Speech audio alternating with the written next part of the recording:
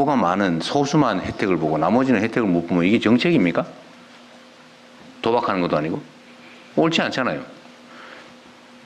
아예 모두에게 똑같이 기회를 주든지. 네. 이걸 아는 사람이 거의 없어요.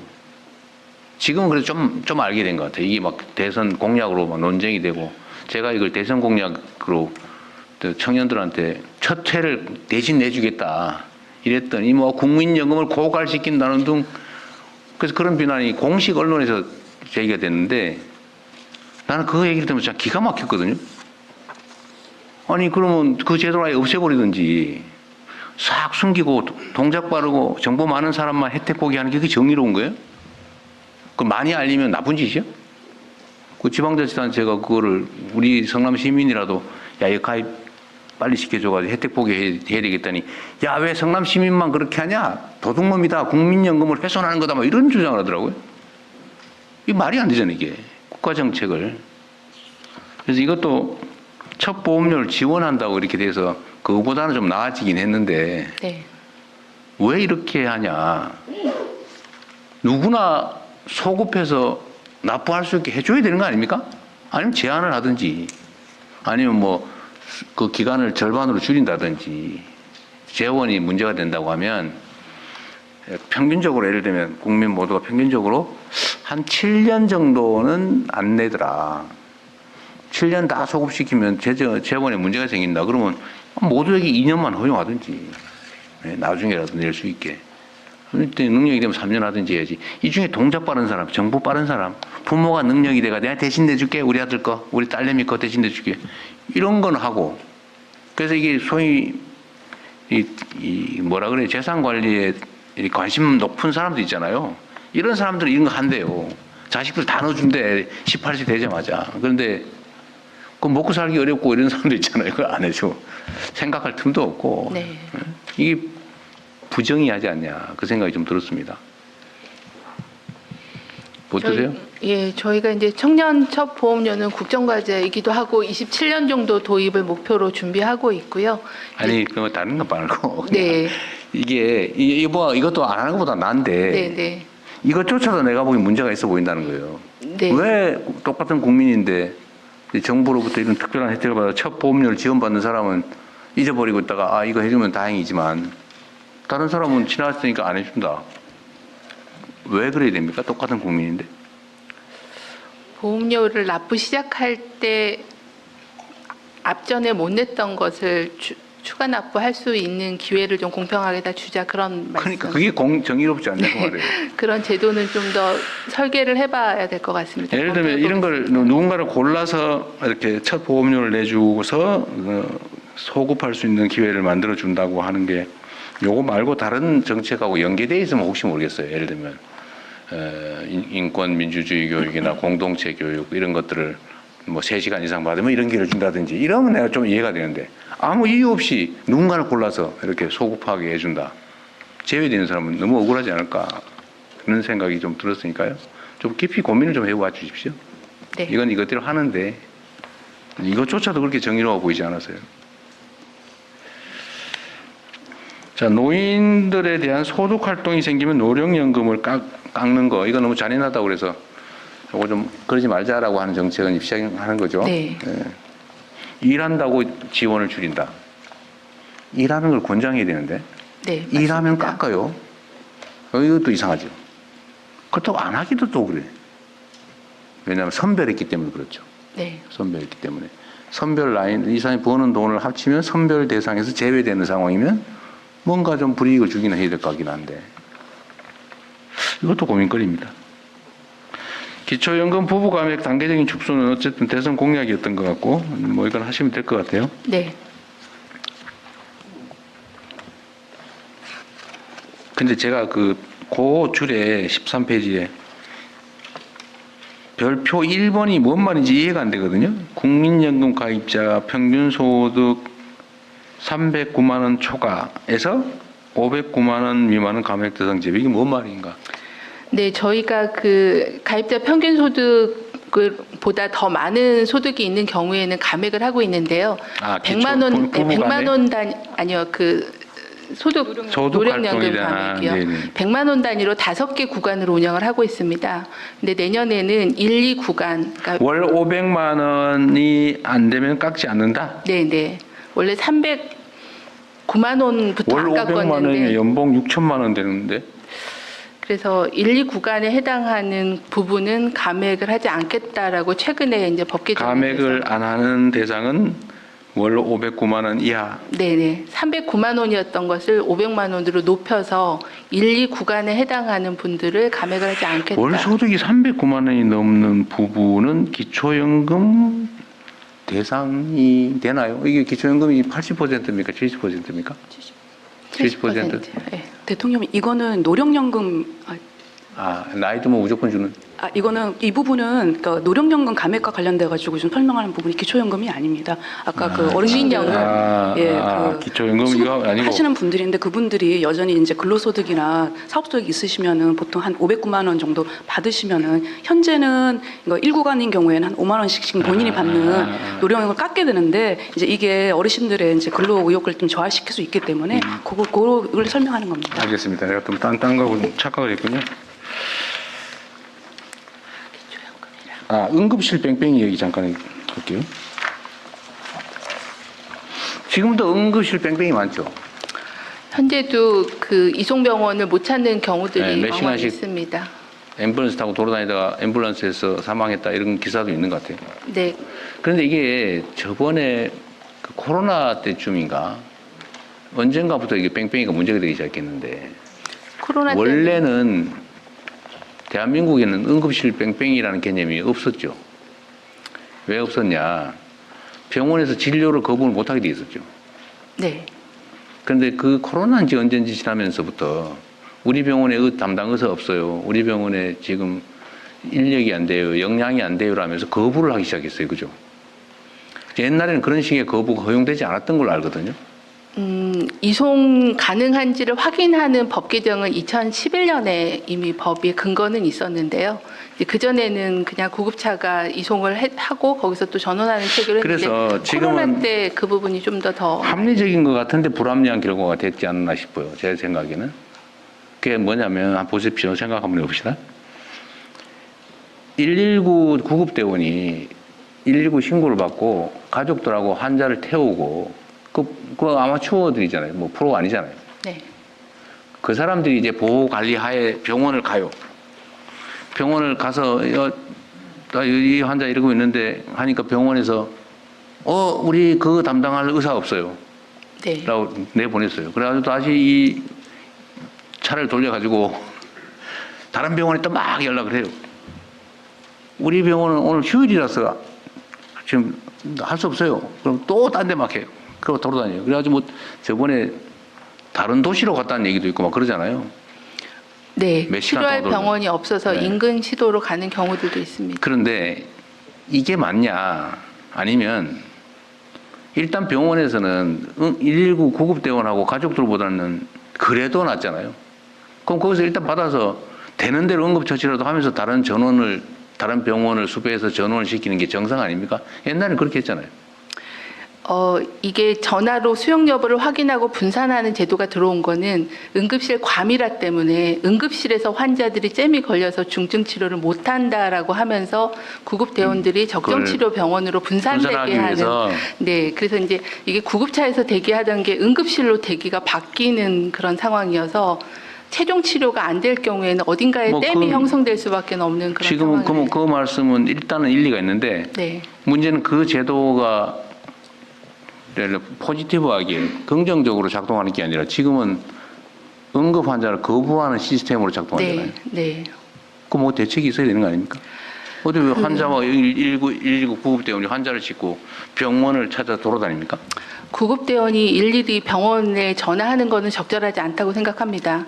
그런 이송과 전원을 연결해주는 그런 컨트롤 타워를 하는 그런 상황실에서 병원에 대한 매칭과 선정을 하는 것들이 적절하지 일선에 있는 구급대원이 환자를 응급처치하면서 전화까지 하는 건 적절하지 않아서요. 그래서요. 중증 응급 환자인 경우에 특히 중증인 경우에는 광역 상황실이라는 데서 병원을 매칭할 수 있게. 그러니까 구급대원은 광역상황실에 전화를 하면 광역상황실이 병원을 매칭해서 시간 안에 병원을 선정해 줄 수 있게 컨트롤 타워를 만드는 게 중요할 것 같습니다. 얘기가 중요한 게 아니라 현실은 지금도 몇 시간씩 뺑뺑이를 돌다가 죽잖아요, 길에서. 그거 어떻게 할 거냐고요. 그러니까 적정 치료 병원을 찾아주는 것을 구급대원이 개별로 하는 게 어렵고. 아니, 지금은 그래서 어떻게 할 거냐고요. 그러니까 지금도 벌어지고 있는 현상이잖아요. 네네. 네. 그럼 대책이 뭐예요? 대책은 지금은 이제 이 구조 설명을 잘 해주셨는데 네네. 지금 그렇게 하고 있는데 안 되는 거잖아요. 네. 그 대책은 말씀드린 대로 병원 전 단계에서는 이송 전원을 조정할 수 있는 컨트롤 타워를 좀 더 명확하게 만들고 정보 시스템을 붙이는 거와 최종 치료를 하는 그 자원을 효율적으로 매칭을 해야 되거든요. 모든 의료기관이 다 24시간 수술이나 시술을 할 수 없기 때문에 중증 질환별로 의사들의 네트워크를 만들고 순환 당직을 만들어서 오늘은 이 시술은 어디서 할 수 있다라는 것들을 미리 좀 정해서 매칭하는 걸 강화할 수밖에 없습니다. 자다가 갑자기 내가 배가 아픈데 네. 이게 도대체 담당 의사가 뭔지 무슨 과인지를 어떻게 압니까? 일단 병원에 가서 그래서 네. 조금 응급 그 119 대원보다는 나은 사람이 봐줘야 되는 거 아니에요? 네, 네. 근데 지금 안 봐주고 돌아다닌다니까요? 그러니까 구급대원은 진단을 하지는 않고요. 이 환자가 얼마나 위중한지 중증도를 보고 거기에 맞춰서 병원을 가게 되는 거거든요. 그러니까 그게 네. 병원들을 쭉 늘어놓고 이 병원 중에 어디로 갈지 어디에 어떤 인력이 있는지를 119 대원이 어떻게 합니까? 그러니까 그거를 광역 상황실에서 판단해서 매칭을 하겠다라는 겁니다. 구급대원이 여하튼 전화를 그러면 걸지 않게. 네. 설명은 아주 이론적으로 정치한데 현실은 하여튼 여전히 구급차를 타고 돌아다니다가 사람들이 죽어간다. 문제가 있는 거잖아요. 네. 현재는 그런 구조가 작동하고 있지 않아서 더 그래요? 그렇습니다. 만들어놨는데 작동을 안 한다? 네. 하여튼 뭔가 대책을 좀 세우십시오. 그 119 알겠습니다. 구급대 응급실 뺑뺑이 문제는 별도로 보고를 공무회의 한번 해주세요. 누가 있어요? 얘기할 사람? 마이크가 안 들어왔네요. 네, 공공보건 정책관 잠깐 설명드리겠습니다. 그 이제 중증 환자에 대해서는 다른 이제 선진국들도 그 가까운 병원보다는 그러니까 진짜 환자를 살릴 수 있는 그러니까 치료가 가능한 병원으로 바로 이송을 하라는 것이 기본적인 이제 가이드라인입니다. 그 이유는 가까운 데 들렸다가 또 접수하고 또 거기서 뭐 이제 검사하고 나오고 하는데 또 시간이 오히려 더 지체될 수가 있기 때문에 그래서 이제 뭐 심근경색이나 이런 질환들 같은 경우는 뭐 한 1.5배에서 2배까지도 사망률이 높아진다라는 보고가 있습니다. 그래서 처음부터 이제 이송 단계에서부터 구급 대원들이 심전도를 찍는다든지 해가지고 심근경색을 미리 알아봐서 바로 혈관을 뚫을 수 있는 병원으로 이송을 하도록 네. 하는 것이 기본 이제 가이드라인입니다. 그러니까 그건 바람직한데 네. 지금 나름 거기에 맞춰서 시스템을 만들어 놓고 시행을 하고 있는 것 같아요 보니까. 네. 근데 작동이 안 되고 있는 게 현실 아니냐 일부가. 네, 그래서 방금 이제 장관님 말씀하신 것처럼 저희가 광역 상황실에서 이 컨트롤 타워를 이제 만들어 가지고 이송이 지연되는 중증 환자에 대해서는 저희가 우선 수용 병원을 지정을 해서 거기에 대해서는 그러니까 경증 환자까지 모두 그렇게 할 필요는 없으나 중증 환자가 이송이 지연돼서 생명의 지장을 이제 받을 것 같다라고 판단되는 환자는 일단은 병원을 먼저 지정을 해서 거기서 1차적인 치료를 하고 그 다음에 최종 치료가 가능한 병원을 네. 바로 알아봐서 이제 전원을 하겠다라는 것입니다. 하여튼 제가 말씀드리는 건 여기서 뭐 시스템에 대한 이론적 논쟁을 하자는 건 아니고 현재 상태로 응급실 뺑뺑이 때문에 119 구급차 안에서 길에서 죽어가는 사람이 네. 있다. 그러니까 대책을 세우자. 네. 부족한 건 채우고 별도로 보고를 한번 해주세요. 그러겠습니다. 그리고 아까 그 얘기하다가 못한 부분인데 수가 조정도 현실적으로 최대한 좀 하고 네. 의사들 중에는 자기 직역에 대해서 자부심 가지고 내가 꼭 돈을 안 벌어도 나는 정말 사람들의 생명을 살리고 이게 내 천직이야라고 생각하는 사람이 많거든요. 네. 근데 그 사람들이 도저히 견딜 수 없는 상황이 되니까 아예 포기해버리는 거 아니에요. 근데 네. 그 중에 아까 위험도 문제나 이런 것도 있는데 수가 조정을 해주려면 재원을 확보해야 되는데 네. 하여튼 이 재원을 갉아먹는 요인 중에 과잉 진료도 있죠. 네. 그러면 심사를 철저하게 잘해야 될 거 아니에요. 어디 이상한 병원 만들어가지고 저 돈 네, 빼를 먹다가 사무장병원. 죽은 사람, 네. 감옥 간 사람도 있고 네. 그러잖아요. 그다음 누구 담당이세요? 이 예. 과잉 진료나 예, 아니면 심사평가. 의료비 빼먹기 예. 뭐 이런 거 예. 그래서 제가 단속을 어떻게 해요? 그 과잉 진료에 대한 거는 뭐 외래를 1년에 한 2,000번 이상 가는 경우도 있고 실제. 아니 단속을 어떻게 하냐고요? 그래서 그거를 지금 모니터링 해가지고 삭감 조정을 하는데. 삭감 조정만. 예. 지금은 법적으로 그 법을 좀 이번에 지난 12월에 통과를 좀 시켰습니다. 그게 뭐냐면 실시간으로 다른 병원에서 진료를 보는 거를 좀 조회할 수 있는 그런 시스템을 지금 만들고 있습니다. 실시간으로 다른 병원에서 같은 날 예를 들어서 똑같은 사람이 여기 병원 또 양쪽이 동시에 가 있다 이 말이죠. 예, 하루에 몇 개씩 병원 가서 똑같은 진료를 받으니까 그런 것들을 조회할 수 있는 시스템을. 쉽게 말해서 가짜 진료 안 해놓고 하는 것처럼 서류 만드는 거를 잡겠다 그 말이군요. 실제 가는 사람들이 있습니다. 하여튼 지금 특사경 권한을 달라 뭐 이런 얘기도 있던데 그 문제는 뭐예요? 예, 저희 건보공단에서 특사경을 계속 요구를 해왔습니다. 그런데 사무장병원 그다음에 이거 가짜 치료비 면대약국 대표적인 것이. 그 건보공단이 특사경을 운영을 하면 이런 가짜 진료, 가짜 환자를 잡을 수 있다. 네, 그렇습니다.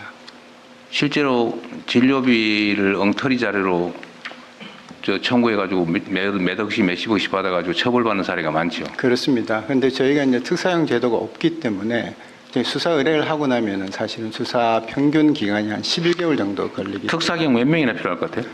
저희 한 40명 정도로 시작하면 되겠습니다. 그 직원들이 조사하는 직원들이 있죠 이미. 이미 있습니다. 거기다 특사경 지정만 해주면 되죠. 그렇습니다. 예.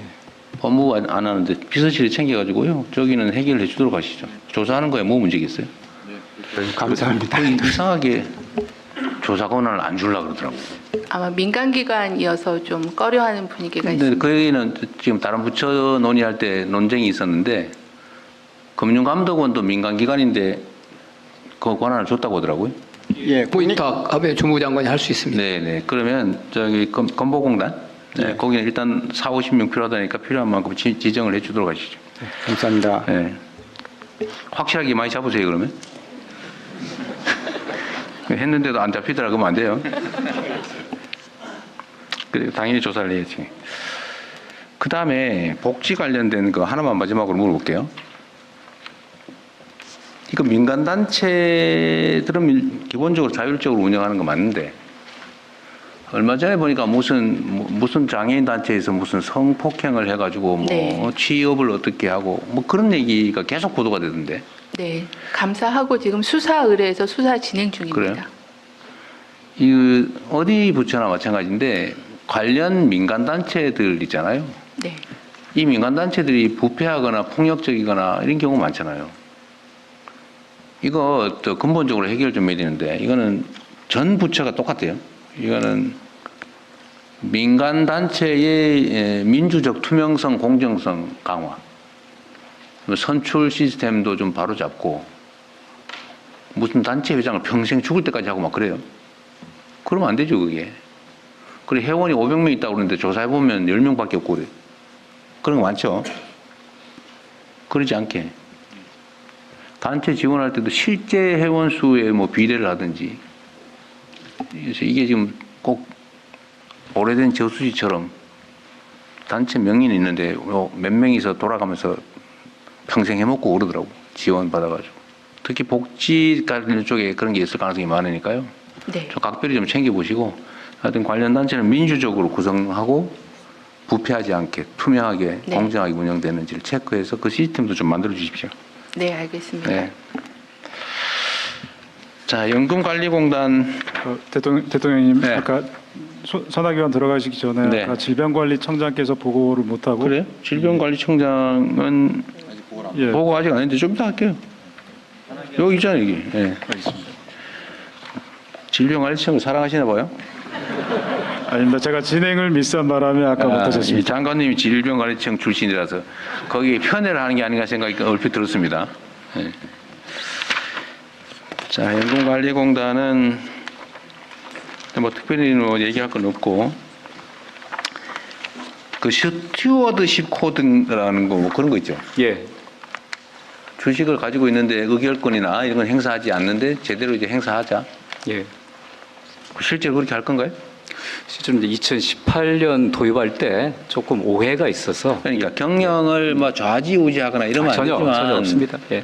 그 이상한 거 하는 건 최소한 통제해야 될 거 아니에요? 네, 그렇습니다. 예. 그러니까 저희도 투자자로서 그 기업의 리스크가 발생하면 손실을 보거든요. 그 손실을 예방하기 위해서 그러니까. 예, 사전적으로 일정 지침에 따라서 계속 대화를 하고 그래도 안 되면 최종적으로 의결권 행사하는 행사해야죠. 네, 모든 선진국들이 갖고 있는 제도입니다. 정상적으로 당연히 국민의 주식을 가지고 있는 거잖아요. 네, 그렇습니다. 그 주권을 가진 주주로서의 권한을 예. 너무 심하게 행사해가 마음대로 하면 그 국가 자본주의 되니까 그렇게 하면 안 되지만 네, 그래서 과거에 실제로 최소한의 통제는 해야죠. 그 대한항공에 논란이 됐을 때 스토시 코드를 시행한 이후에 주가가 굉장히 올라서 국민연금은 상당히 큰 이득이 그러니까, 있었다. 당연히 그전에 계속 그래요. 손실이 있었는데 그것을 좀 기억해 주셨으면 좋겠습니다. 특히 우리나라의 이 약간 그 원시적이고 후진적인 기업 경영이 돼 보이는 데는 확실하게 그렇게 해야 됩니다. 네. 물론 그런 회사 잘 사지도 않을 것 같긴 한데 그게 전반적으로 주식 시장의 선진화에도 도움이 될 거라고 네. 판단하고 있습니다. 사가지고 회사를 정상화하면 주가도 오를 것 같아요. 예. 네, 그건 좀 잘 챙겨주시고요. 하여튼 시장이 정상화돼야죠. 기금 운영본부의 투명성, 공정성이나 또 유능한 사람을 채용하는 거나 이런 것들은 잘 하고 있겠죠. 예, 사실은 이제 기금본부가 그렇게 부패의 여지가 있어서. 네, 전주에 내려오고 난 다음에 조금 정착이 좀 어려움이 있었습니다만 지금은 굉장히 안정돼 있고요. 인원도 많이 좀 늘어나서 그 결과가 높은 수익률로 나타나고 있다고 하는 걸 말씀드립니다. 시간을 좀 주시면 좀 아까 장관님 그런 답변할 때 의례적인 말씀 말고 네, 그런 말씀 드리고 싶었는데 제가 산하기관 이 다음 순서라서 네. 예, 참고 있었습니다. 간단하게 하세요. 예. 사실 지금 현재 우리나라 아주 간단하게. 네, 네. 국민연금의 누적 그 적립금이 1,361조 원입니다. 우리나라 GDP 51%에 해당하고요.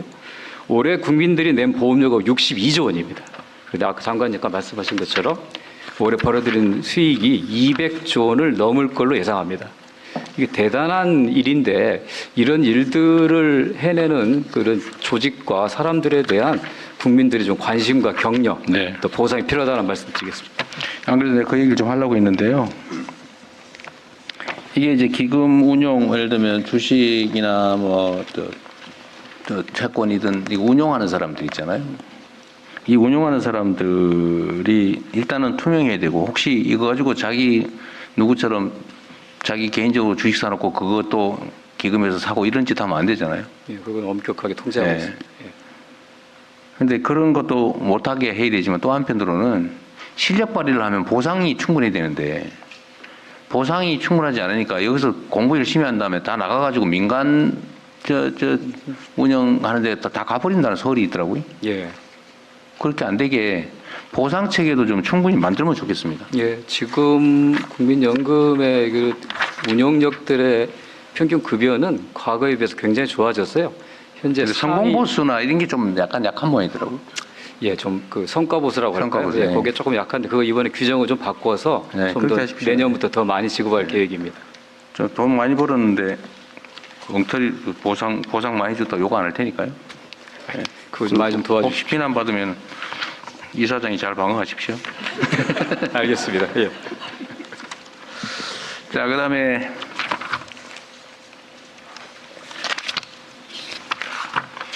연금공단은 그렇고 보험심사평가원 여기는 심사하는 데니까 여기가 뭐 특사경이 필요한 건 아니죠? 예. 네, 알았습니다. 뭐 특별한 이슈가 없는 것 같고 심사를 철저히 잘하시면 좋을 것 같아요. 아마 여기도 특사경에 권한을 주면 더 확실하게 심사를 잘할 수 있습니다. 그거는 일단 여기 건강보험공단이 해보고 예. 필요하면 심사원에서 문제될 만한 건 건강보험공단이 하면 되잖아요. 네, 그렇습니다. 공단의 일종의 일부 기관 비슷한 거 아니에요? 예, 저희가 지금 그런 활동을 그러니까 하고 있습니다. 그렇게 하고 만약에 꼭 필요하면 그때가 다시 얘기해 보시죠. 예. 예. 저희들 심사하는데 조금 이제 한계가 있어서 조금 이제 권한이 심사하다가 강화가 영 안 되면 필요합니다. 여기다 수사를 의뢰하십시오. 그럼 되죠. 너무 많이 해놓으면 또 문제라서 그래요. 경찰 수사권이라고 하는 게 너무 많이 막 분산하기가 좀 그래서 그렇습니다.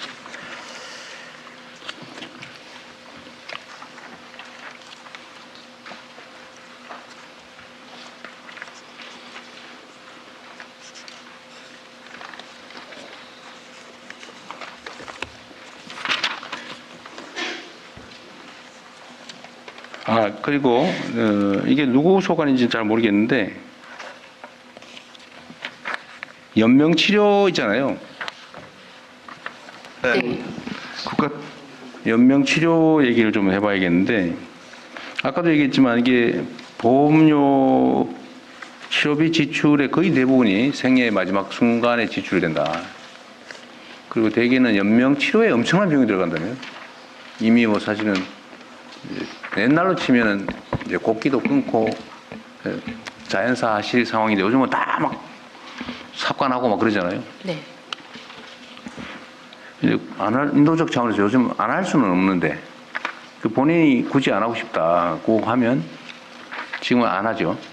연명치료 안 하기로 무슨 약속하는 연명 결정법에 의해서 그 임종기에서 연명의료 의향서나 계획서를 쓴 분의 경우에 의사 2명의 의견이 일치되면 안 합니다. 네. 자, 그건 뭐 다 알겠고 제가 얘기하고 싶은 건 이걸 좀 권장을 해야 되는데 그 일부 얘기에 의하면 내가 요새 뭐 말만 하면 꼬투리를 잡아가지고 해서 내가 이게 자꾸 전제를 달게 돼 말이야.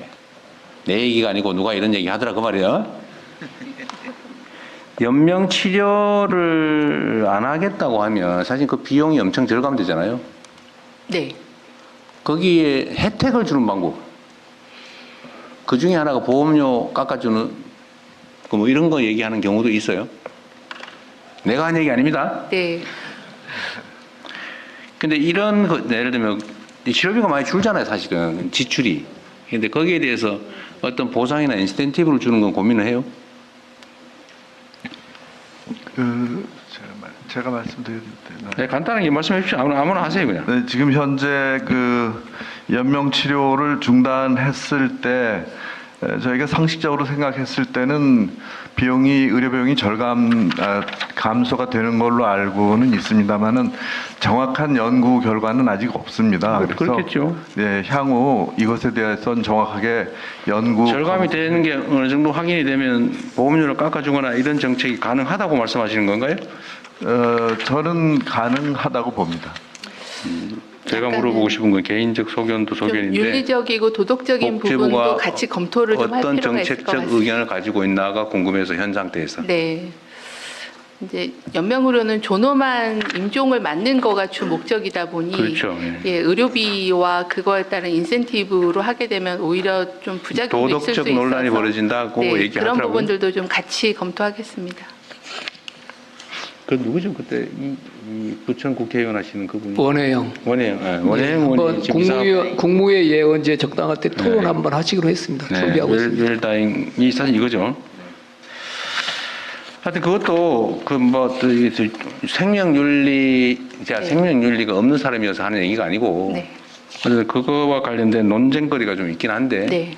또 현실적인 문제를 완전히 무시할 수 없으니까 그것도 고민은 좀 해봐 주세요. 네, 그렇게 개인적 하겠습니다. 고민이 아니라 정책 차원의 고민을. 네. 해외 사례는 어떤지도 한번 봐주시고요. 자, 특사경 얘기는 했고, 그다음에 보험료 중에 이건 뭐 세부적인 거라서 그러긴 한데 개인별 상한이 있죠. 의료보험료 네. 얼마예요 지금? 제가 좀 450만 원까지. 450만 원이에요. 그걸 좀 올리면 그런 고민도 하겠죠. 예, 올릴 수는 있습니다만은 역시 협의가 지금 검토 중인 보험료 현실화에는 그건 안 들어 있어요. 예, 아직까지 그 부분은 안 들어있습니다. 그것도 고민을 좀 해보시면 좋을 것 같아요. 매번 좀 상향은 되고 있습니다. 네. 왜냐하면 그 배수로 곱하고 있기 네. 때문에. 한국사회보장정보원 어디 있어요? 네. 마이크. 여기는 국가 데이터처하고의 업무는 관계는 어때요? 이제 국가 데이터처가 생겼잖아요. 네. 거기하고 한국사회보장정보원 예, 그 데이터 정보 교류는 좀 활발하게 하고 있습니다. 독자적으로 존속할 필요가 있다. 네. 좀 자신이 없어 보여요 목소리에. 아니 뭐 제가 없으라는 얘기 아니니까 당황하지 마세요. 네. 찾아주는 복지, 자동지급 복지 정책을 해야 된다. 자, 보건의료정보원 상세. 네. 이게 뭐 보건복지부 산하기관은 특별히 뭐 논란될 만한 게 없던데.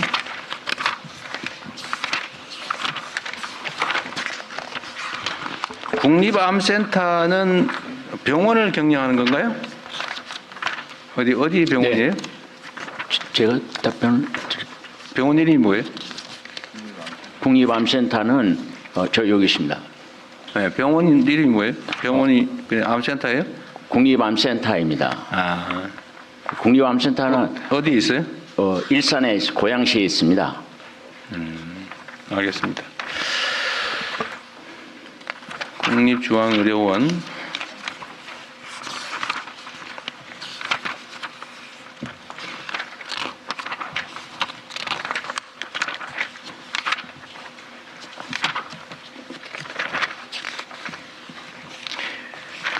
그냥 이거 나오